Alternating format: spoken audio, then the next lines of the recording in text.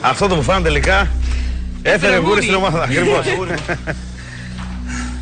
Ένας τρίτος γύρος φοβερός. Μου θύμισε τον τρίτο γύρο των ψυχτικών. Έτσι και αυτοί είχαν μπει 5 μέσα στο δωμάτιο του Θησαυρού και κατάφεραν να σκαρφαλώσουν στην πρώτη θέση. Θα μπείτε στην πρώτη τετράδα. Κατά πάσα πιθανότητα ναι. Έτσι φαίνεται. Θα αποδειχθεί όμως. Τζακ και Τζο, φέρτε εδώ κοντά το Θησαυρό να τον ζυγίσουμε.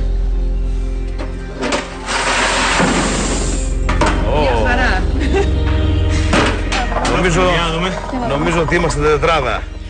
Θυμίζω ότι πρώτη αυτή τη στιγμή είναι η ψυχτική, δεύτερον είναι οι ηλεκτρολόγοι, τρίτη είναι οι κομμωτές και τέταρτη η εκπαιδευτική. Η βαθμολογία των ψυχτικών Ορθούλα, εσύ που θυμάσαι πολύ καλά τα ποσά είναι 8.510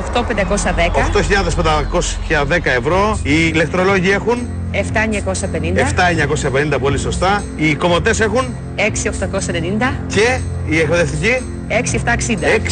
6.760, πού τα θυμάσαι. Λοιπόν, τι προβλέπεις, έκανε μια πρόβλεψη για τα παιδιά. Πρώτη-δεύτερη θέση. Η πρώτη-δεύτερη θέση.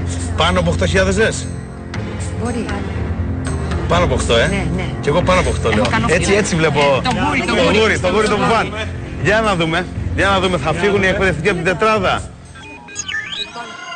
8.540 ευρώ. Πρώτη θέση.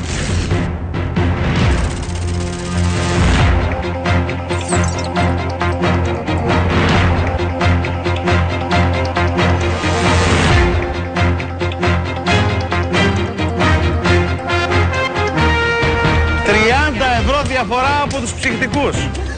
8.540 η ομάδα των φοιτητών, πρώτη θέση, δεύτερη ψυχτική με 8.510 ευρώ, τρίτη είναι οι ηλεκτρολόγοι με 7.950 ευρώ και τέταρτη είναι η ομάδα των κομμωτών με 6.890 ευρώ. Πολύ ωραία.